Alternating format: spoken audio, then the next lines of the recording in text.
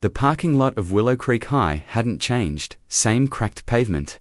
Same crooked sign out front that still read Willow_Creek High with the missing C no one ever bothered to fix. Aiden Nash sat behind the wheel of his rented black SUV, watching clusters of people filter into the gymnasium.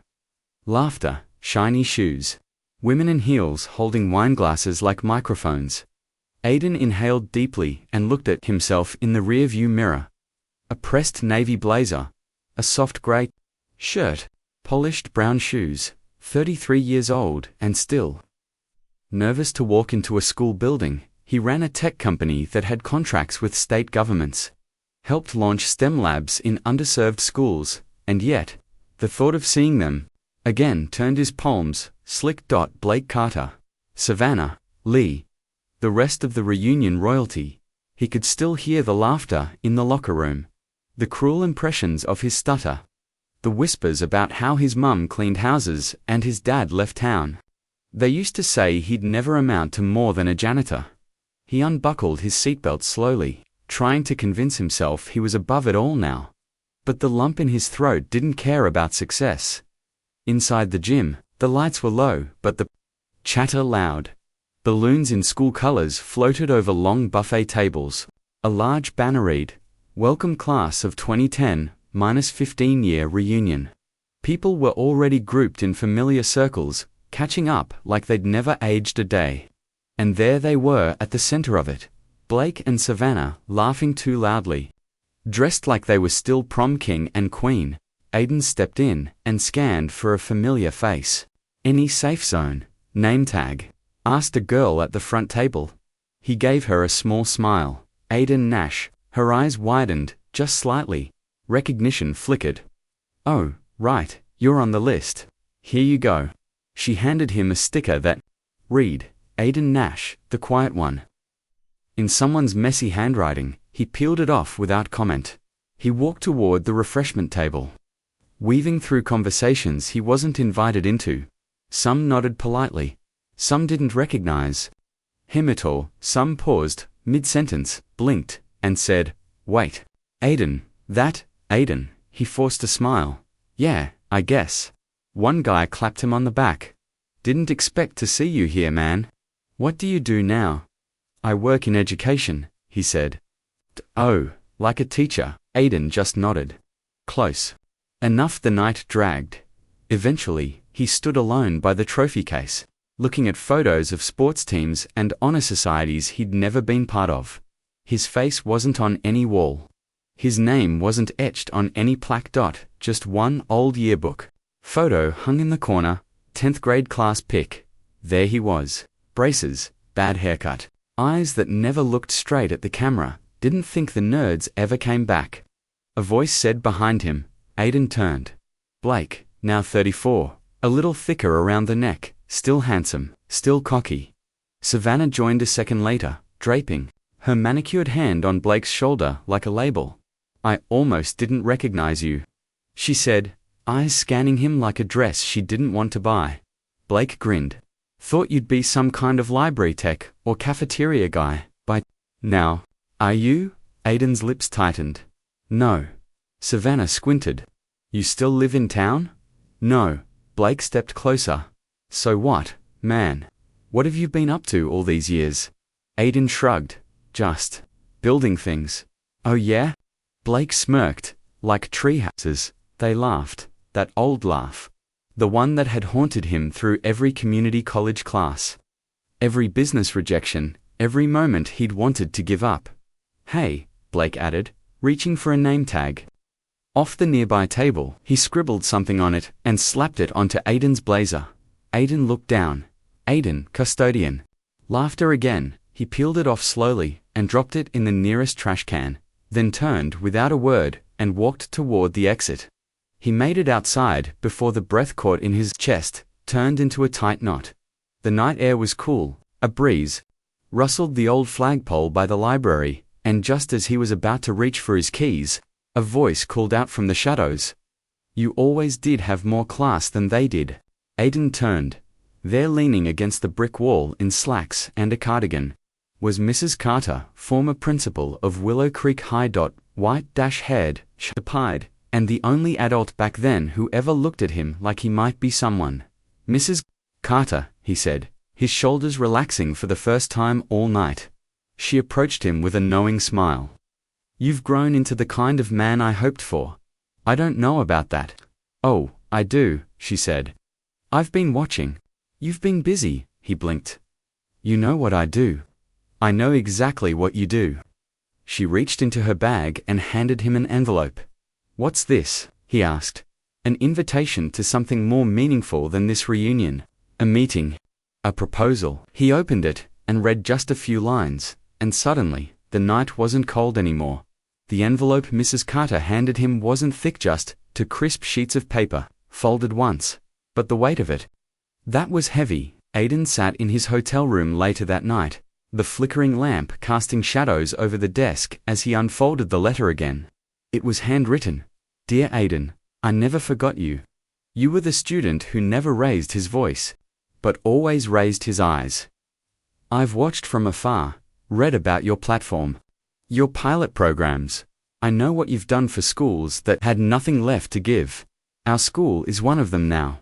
Willow Creek High needs saving, and not the kind that comes from politicians. Come see me Monday.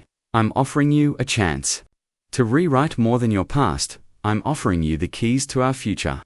Evelyn Carter. Aidan stared at the letter until his eyes blurred. No investor pitch. No fanfare. Just a handwritten call to something deeper. But could he really go back? He poured himself a glass of water and sat on the bed. Thinking back over the years since high school, the world hadn't made his journey easy. After graduation, while Blake and Savannah partied their way through college dorms, Aidan had scraped by at community college, worked night shifts, stocking shelves, took every odd freelance tech job he could find. His stutter faded slowly, word by painful word. One recorded voicemail at a time. He failed his first startup, his second one too, the third. That was the one that stuck. He called it ClassBoard, a learning platform built for underfunded districts. It started in 2 schools, then 5, then 50. Now it served over 200,000 students nationwide. He had money, he had respect, but he'd kept his name off the headlines, not because he wanted to hide, but because he still remembered what it felt like to be seen for the wrong reasons. He checked his phone. Text from Jasmine, his head of operations, all good on the Seattle project. "Want me to delay Austin launch?" He typed back, "Yes, I need a week, something's come up." Then he leaned back and whispered to the ceiling, "I'm going home, again." Monday morning, the school looked even more tired in daylight. The once white walls were now more beige gray. Rust streaked from gutters. The flag hung limp. Paint peeled from the gym doors like the building had given up trying to stay relevant. Inside, Mrs. Carter greeted him with the same no-nonsense hug she'd given all her favorite students. Brief, bone-cracking, real. "Come in," she said, leading him into her small office. He smiled at the familiar jars of chalk. The faded World's Best Principal mug on the shelf. "You've still got the same mug," he teased. She shrugged. "Can't drink truth out of lies, Aidan." She got right to the point. "Our district's budget is bleeding out, enrollment's down. State funding just got slashed again. The board's talking consolidation. Closing programs, selling land, and you want me to what? Donate?" Mrs. Carter shook her head. "I want you to lead." He frowned. "Lead what?" She handed him a second folder. This one, official. A mock-up proposal titled Willow Creek Revive Plan at the bottom. Community Principal. Residency candidate. Aidan Nishardin blinked. "You're offering me a job. I'm offering you a platform. Be the figurehead for the revival. I'll stay on for transition, but the vision will be yours. Technology, mentorship, innovation labs, adult learning tracks. It's all in here, but I'm not an educator." "You're the one who made learning cool for kids who had nothing," she replied. "That counts more than any degree." He sat back, stunned. "I'd need time," he said quietly. "Of course. But the board meets in 2 weeks. If you say yes, I'll give them your name, and I'll give you the keys." On his drive out of town, Aiden didn't stop at the reunion banquet hall, where people were still buzzing about the anonymous donor who saved the school. He didn't need to hear their guesses. They'd never imagine it was him, and that was the beauty of it. He wasn't coming back to be seen. He was coming back to build. The familiar scent of floor polish and faded textbooks hit Aiden the moment he walked through the double doors of Willow Creek High. He was alone. Mrs. Carter had arranged for a quiet walkthrough before school hours. No students, no faculty, just him and the building that raised him, then nearly broke him. It was eerily still. The walls were faded, cracked near the corners. Bulletin boards hung half-empty, their edges curled. The trophy case by the main office sat dusty and sparse. Most of the plaques were over a decade old. A few trophies were missing, probably pawned. When the Booster Club funds dried up, Aiden stepped closer and found a spot where his name should have been, where all those 4.0 GPA's science fair wins and perfect attendance awards should have been recognized, but they weren't. Those things never mattered when the football team had louder fans. He smirked. "Let them keep their trophies," he muttered. "I've got receipts." As he made his way through the halls, memories surfaced. Like bruises. That corner by the lockers? Where Blake shoved his books once, calling him teacher's pet. The science lab? Where he hid out during lunch to avoid cafeteria mockery. The library? Where he taught himself coding from outdated books while others practiced for prom dances. He paused at room 112 once. Mr. Daly's math class. He peeked inside. Same scratched desks. Same creaky floorboards. A few chairs missing bolts. And on the back wall, the same peeling motivational poster. Your future starts here. Irony, Aiden thought. Because his DIDN single quotes ... It started long after he left. In the back hallway. He heard soft humming and the familiar squeak of a mop bucket. He turned a corner and saw Mr. Delgado, the school janitor, pushing his cart, earbuds in, wiping down the cracked linoleum with slow, practiced strokes. Aiden smiled. Some things really hadn't changed. He stepped forward. "Mr. Delgado?" The older man looked up, squinted through his glasses, then broke into a wide grin. "Aiden Nash, the quiet kid who always cleaned up his own lunch mess. I'll be damned." They shook hands, strong and warm. "Still running this place, huh?" Aiden said, "Running it with duct tape and prayers. They cut the maintenance budget again last year. I fix what I can, ignore what I can't." They walked side by side down the hall. "I read about you," Delgado said. "Your tech thing. Your school software, that's you, right?" Aiden shrugged modestly. "You made it," Delgado said with a proud nod. "Always knew you had fire. Most kids burn out here." "You didn't?" That hit harder than expected. They stopped outside the old computer lab. The door creaked open. Inside were 8 aging desktops, 5 unplugged, 2 missing keyboards. A poster of a keyboard shortcut guide from 2006 still hung on the wall. Aiden winced. "How do students learn anything here?" "They don't," Delgado said plainly. "We lost the tech teacher last fall. No one's replaced him. Kids get a worksheet, pretend to type on dead machines." Aiden's fists curled. "That's criminal," Delgado sighed. "Budget meetings talk more about insurance than children." Aiden stepped to the middle of the room. Suddenly, he could see it. Not the decay, but the possibility. VR kits, touchscreens, modular desks. A media station for editing student films. 3D printers in the back corner, a place to inspire. He looked at Mr. Delgado. "What if this room had life again?" Delgado raised an eyebrow. "What kind of life?" Aiden gave a small, quiet smile, the kind that can change someone's story. Back in the main office, Mrs. Carter waited, hands clasped, watching him from her seat. "Well?" Aiden nodded. "It's worse than I thought." She didn't flinch, and I want in. Now she smiled. He pulled out his phone and opened the budget. Estimate Jasmine had helped draft the night before. "I'll need 2 weeks to do this right. Then we move." Mrs. Carter stood and handed him a key. "Then this ... is yours." He stared at the key, a real one. Brass, cold, stamped with ADM INO1. That night, Aiden drove out of Willow Creek. The key resting on the passenger seat. He didn't turn on music, didn't make calls. He just drove, with the faint sound of old lockers echoing in his mind. Not haunted, motivated, this wasn't about proving them wrong anymore. It was about proving himself right. The next night, the glow of Aiden's laptop lit up his loft apartment like a war room. Documents stacked on one side, blueprint mock-ups on the other. A spreadsheet filled with numbers only he could read quickly flickered as he adjusted funding columns, staff allocations, and equipment estimates. He wasn't planning a school renovation, he was designing a resurrection. Jasmine, his crew, joined via video call, sipping tea in a hoodie. "This is wild," she said. "You're not just investing in the school, you're embedding yourself into it?" Aiden nodded. "I'm not interested in writing a check and walking away. I know what it feels like to sit in that hallway with no place to go.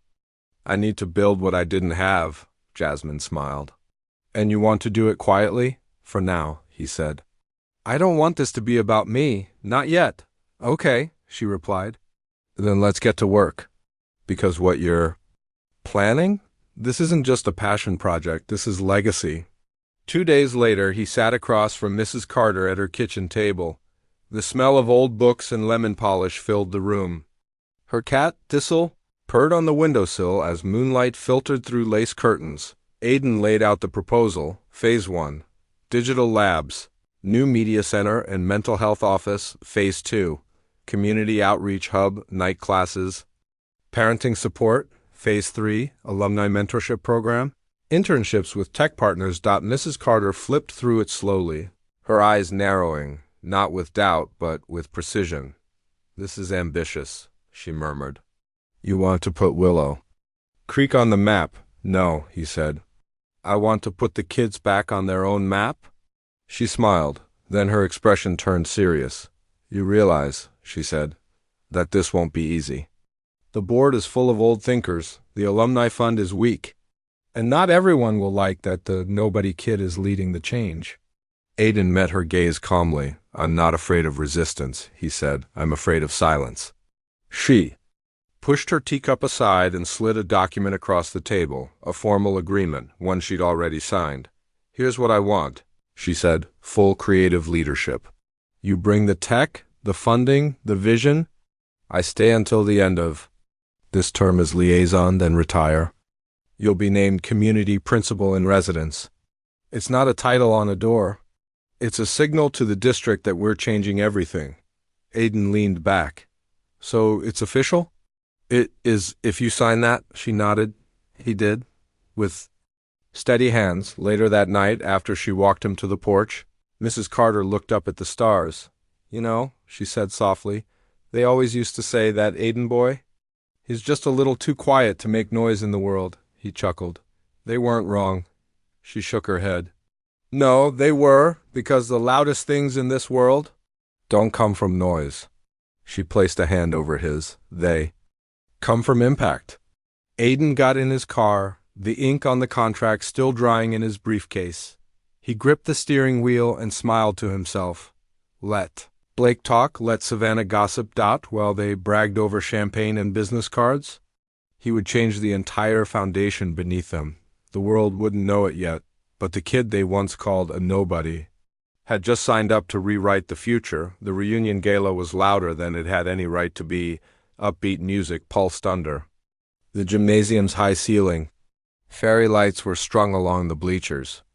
White tablecloths and floating candles gave the illusion of elegance, but the cackling laughter and clinking glasses betrayed the truth. This was still high school.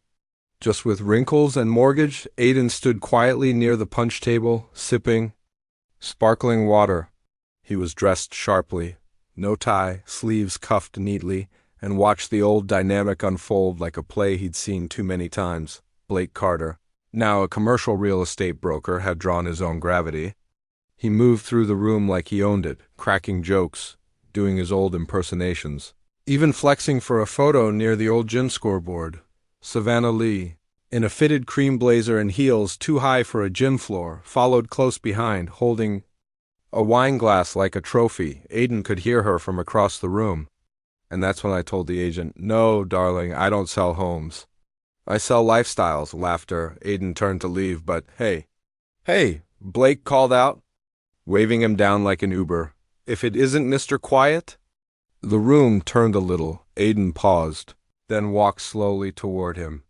Didn't think you'd show your face again after Friday night, Blake said, chuckling. How's the janitor gig going? Aiden didn't blink. Still cleaning up messes. Just bigger ones now. Someone near them choked on their drink. Blake smirked. You know, man, you should have gone into comedy. Or politics, but tech, though. Didn't peg you for a keyboard guy. I like building things, Aiden said simply. Savannah raised an eyebrow. You still live around here?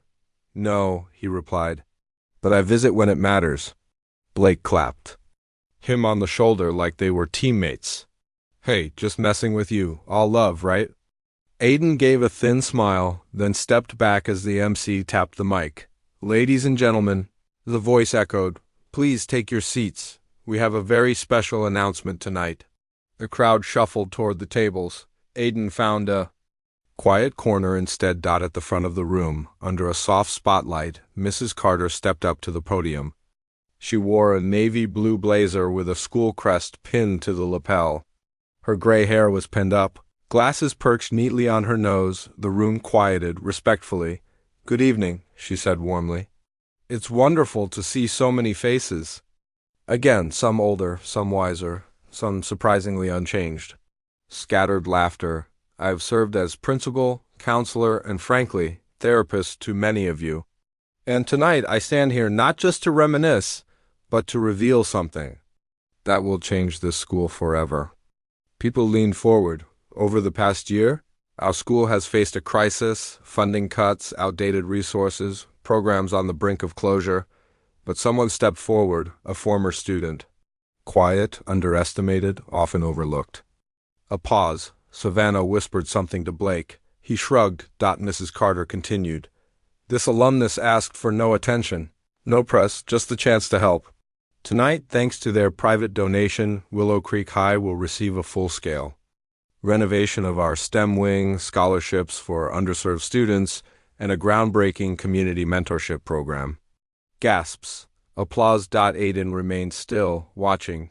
Please join me in a round of gratitude to the anonymous donor whose heart never left these halls. People clapped. Some stood. Who do you think it is? Savannah whispered.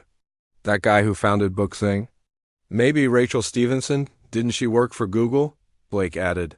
I bet it's that crypto kid from our class. What was his name? Carl? Curtis? Aiden turned and walked away silently, heading for the hallway.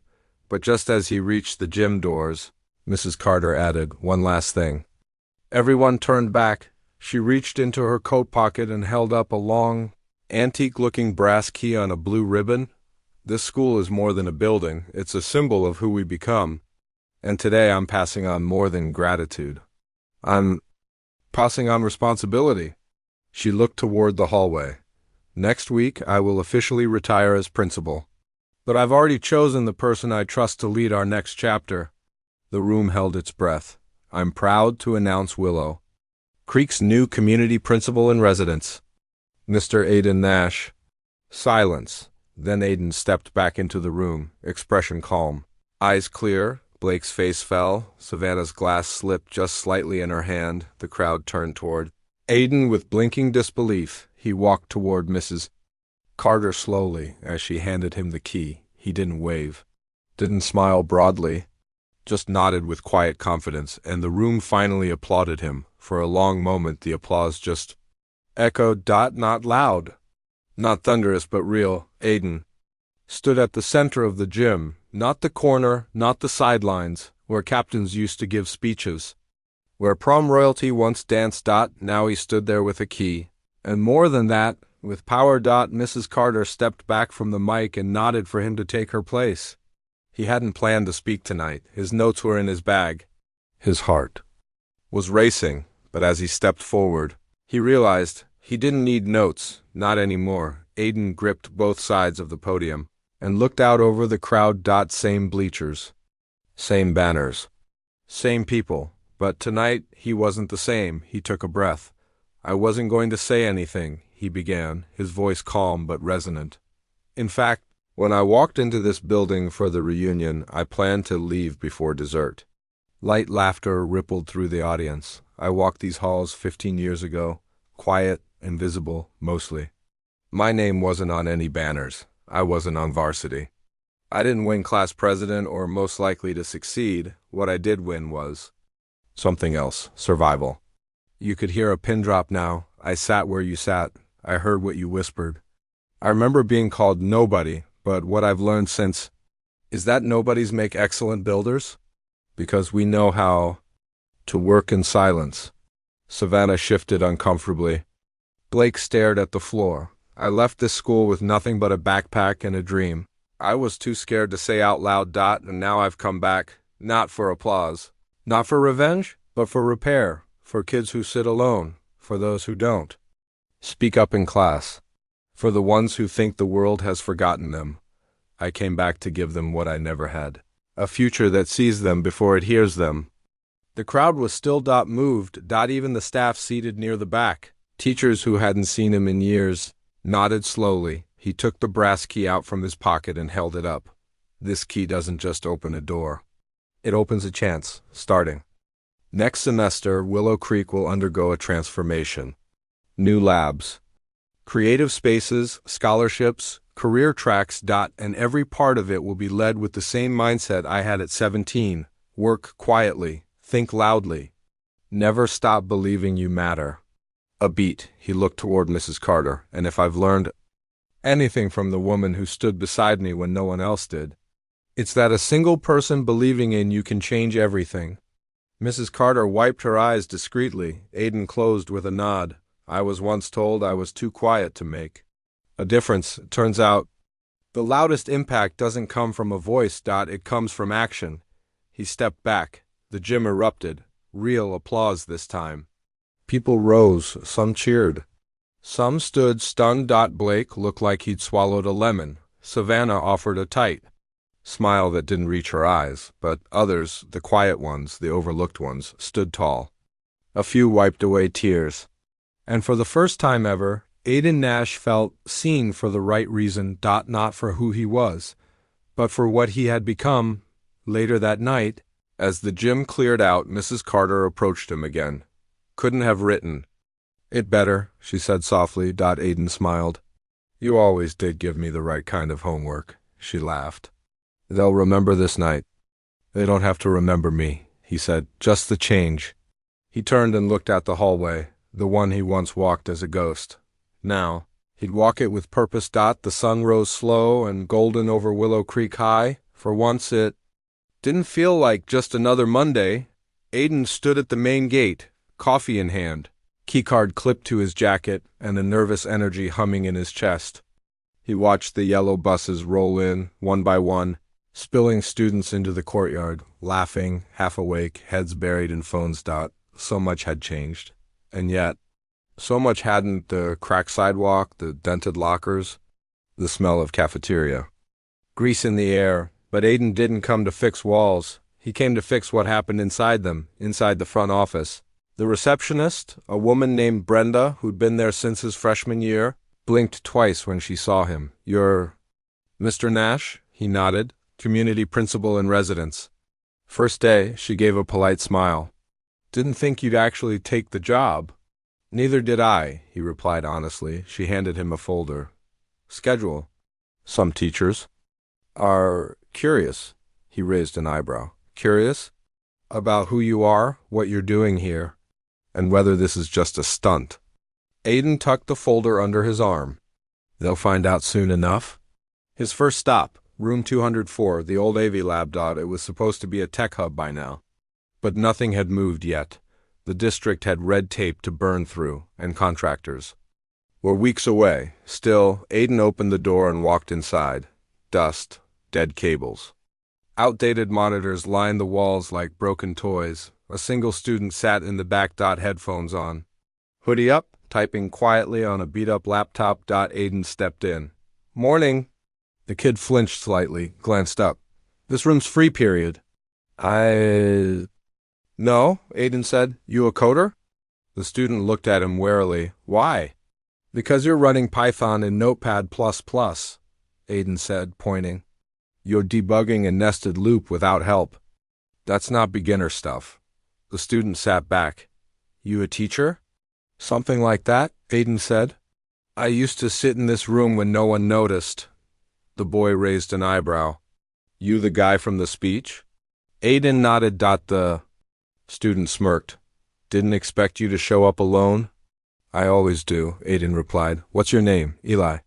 Well, Eli, Aiden said, you just became the founding member of the Willow Creek Tech Lab. Congrats. Eli stared at him. Then, for the first time, smiled. The rest of the day was less smooth. Teachers nodded politely in the halls, but some avoided eye contact. In the staff lounge, a history teacher named Miss Burnett cornered him. You're the tech guy? She asked flatly. Technically, he said, offering a hand. She didn't shake it. I've been here 19 years, she continued. Every few years someone comes in with a plan, fancy words. Big promises, always gone by Christmas. Aiden met her eyes. Then I'll see you at New Year's. In the cafeteria, the lunch staff whispered as he passed. Students glanced his way, some with interest, some with the same smirks he remembered from his youth. Is that the guy? Didn't he used to go here? Looks like a Silicon Valley. Reject. He didn't respond. He was saving his energy for something else. After school, Aiden returned to the AV lab. To his surprise, Eli was back, and not alone. 2 other students sat beside him. A girl with pink braids. A tall boy sketching something on graph paper. Eli looked up. I told them about the tech lab. Aiden grinned. You recruiting already? We're tired of waiting for stuff that never shows up, the girl said. You said this would be different. It will be. Aiden promised, but it won't be fast. The system doesn't want change. We have to build around it. The tall boy nodded. Like a silent upgrade. Exactly, Aiden said. You 3 are the beta test? You in? They all nodded. Later that night, Aiden sat in his apartment, scrolling through messages from Jasmine. Contracts approved. Hardware en route. Press still. Doesn't know it's you, he replied. Good, keep it that way. Then he looked over at the key on his desk, still brass. Still cold, but not just a symbol anymore. Now it unlocked possibility. And tomorrow? Tomorrow, the real work would begin. Aiden sat in the oversized leather chair, flanked by 5 members of the Willow Creek School Board. The room was quiet, too. Quiet. The kind of quiet that felt loaded, like an accusation waiting for confirmation. At the head of the table sat Chairman Whitlock, late 60s, sharp suit, a pen always tapping. The kind of man who didn't say no. He said, We'll consider alternatives, and meant never. Beside him, Vice Chairwoman Hayes peered at Aiden over her glasses. Eyes narrowed like a hawk assessing prey. They had all heard the speech at the reunion, and they weren't impressed. We appreciate your enthusiasm, Whitlock began, but there are procedural concerns. Aiden kept his voice calm, such as? Well, Hayes cut in, we're not sure a former student with no formal teaching license or administrative background should be in a leadership role. I'm not here to teach math, Aiden replied. I'm here to fund innovation. Mentor overlooked students and rebuild a tech program that's been dead since 2014. You're not on the payroll, another board member added. I didn't ask to be, Aiden said, smiling. And I won't take a cent. In fact, I'm offering a fully funded pilot program with no expense to the district. All I ask is access and a voice. That's the problem, Hayes snapped. You want a voice without structure. Aiden's smile faded slightly. No, I want change without excuses. There was a beat of silence. Whitlock set down his pen. Here's what we'll allow, he said. You may continue informal mentorship, but you will refrain from public speeches, hiring influence, and any program restructuring until the board votes. When is the vote? Aiden asked. End of the semester? That's 3 months, Aiden said. Whitlock's smile was tight. Plenty of time to reflect? Aiden stood. I don't need 3 months to reflect. I need 3 weeks to prove it works. And with that, he walked out, back at Willow Creek. The afternoon bell had just rung. Eli and the other two students, now 5 thanks to word spreading, were already in the AV lab, laptops open, typing furiously. "Where have you been?" Eli asked, learning what we're up against. Aiden said. He tossed his bag on a chair and pulled out a whiteboard marker. "Today we build our first prototype."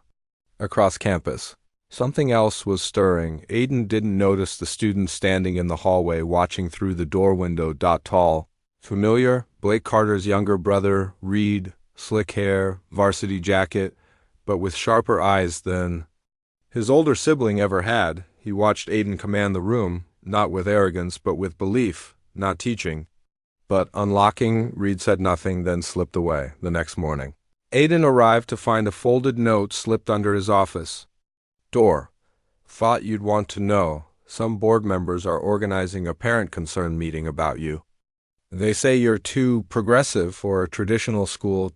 Watch your step." A friend, he read the message 3 times and laughed softly. Progressive.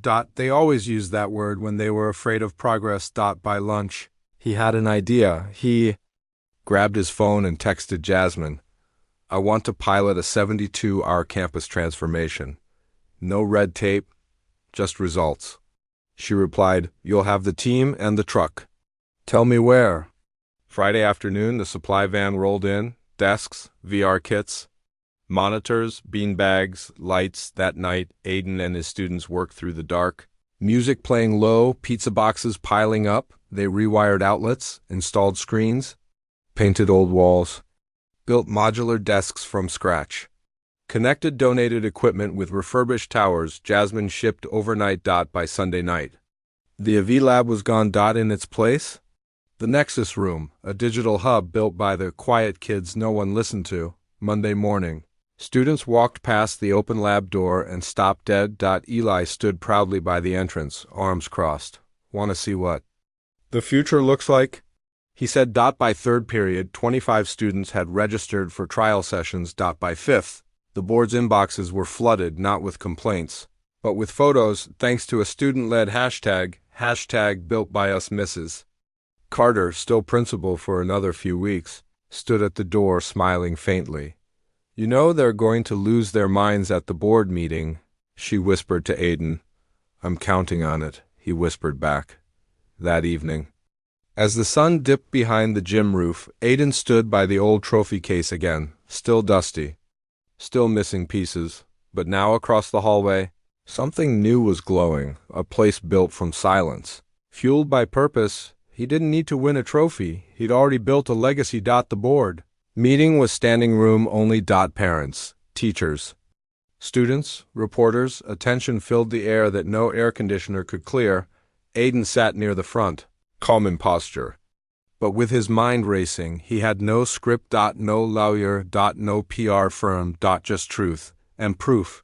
"Chairman," Whitlock cleared his throat, "we'll now discuss item 7 on today's agenda, community overreach and unauthorized alterations to school facilities, led by Mr. Aiden Nash." Murmurs spread through the room. Whitlock continued, "It is the board's position that while Mr. Nash's intentions may be admirable, his actions circumvented protocol, and we are prepared to vote on a motion that would revoke his access and terminate the pilot." He paused. "Do we have comments before the vote?" Silence. Then, a voice, "I do." From the back of the room stood a figure in a school hoodie and jeans. Eli. He walked confidently to the front, holding a tablet in both hands. "My name is Eli Thompson. I'm a sophomore at Willow Creek. Before Mr. Nash came back, I spent lunch alone in the AV lab. Teachers forgot I was there. Now, I've got a team, a purpose, a project that might actually turn into a career." He turned the tablet around, showing a working demo of a school safety app they'd built, coded over the weekend.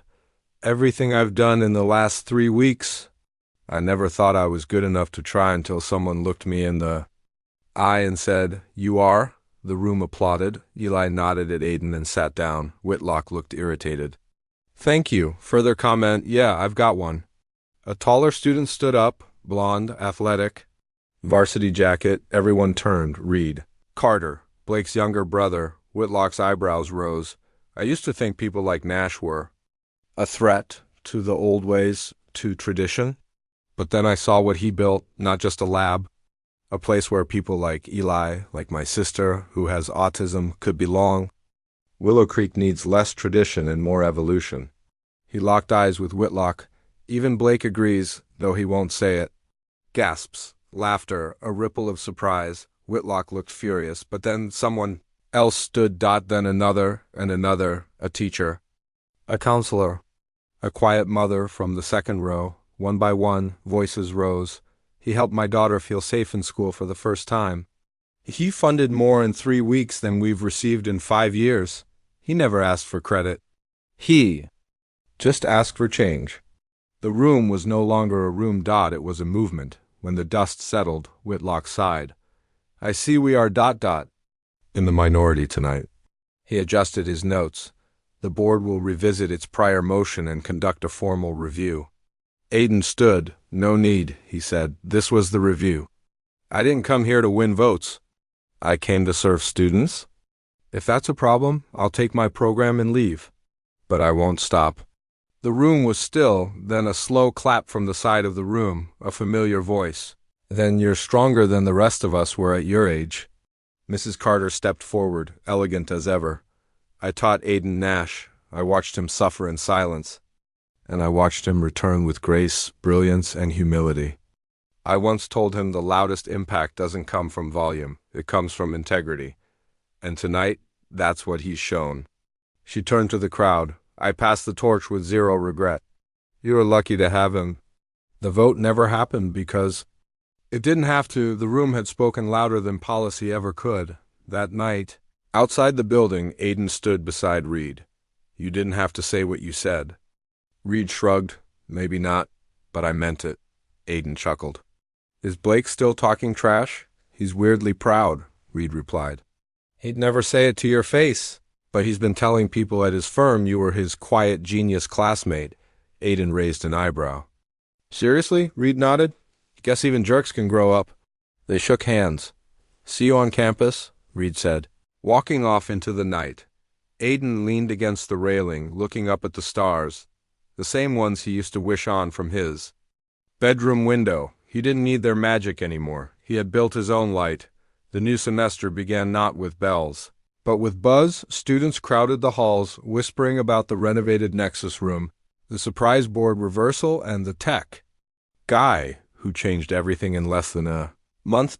Some still doubted, most didn't. The banners that once read, "Go Cougars," now shared space with something new, something bold, printed in midnight blue across the wall outside the AV lab, built by the overlooked, led by the future. The Nexus initiative inside the lab, the hum of computers had replaced silence, laughter, replaced loneliness. Collaboration replaced invisibility. The space was alive, and so was Aiden's vision. But on that crisp Monday morning, Aiden was not at school. His office chair sat empty, his nameplate gone. In its place, a handwritten note, taped carefully to the door. Eli was the first to find it. He called the others. By noon, students and staff were gathered in the Nexus room. As Eli stood near the window and read aloud, to the ones they didn't see coming, you don't know how strong you are until someone tells you you're not, and you don't know how much you matter until you matter to someone else. You mattered to me the moment you walked into this room. I won't be on campus every day anymore. My mission was never to lead from above. It was to show you how to lead yourselves. Nexus isn't mine. It's yours now. Protect it. Expand it. Evolve it. And when the next quiet kid walks through that door, don't wait for them to prove their worth. Just believe in them first. Aiden's silence followed. Then slow applause. Then louder. Some students cried. Eli sat down in the old leather chair, turning it once, twice. Then smiled. All right, he said. Let's build something. Across town, Aiden stood at the edge of a small hill overlooking Willow Creek High. Jasmine stood beside him, holding a coffee cup and shaking her head. You always disappear when things get good, Aiden smirked. Things only stay good if you let others rise. I was never meant to stay forever. She nodded. Where to next? He didn't answer right away, just stared out across the campus. the banners waving in the wind. The parking lot half full, the Nexus room glowing faintly. From its corner, then he said quietly, "Wherever the next nobody needs a key." Epilogue. 1 year later, Willow Creek High's Nexus Lab was officially certified as the district's leading student-run innovation center. Eli became the first student in school history to speak at the State Education Summit Reed Carter launched, a program pairing athletes with academic mentors. Mrs. Carter, now fully retired, published her memoir, What They Don't Teach, Lessons from the Back of the Classroom. And once a month, without warning, a letter would arrive, sealed in a plain white envelope, no return address, just a wax stamp in the shape of a key. It always ended the same way. Keep building, keep believing.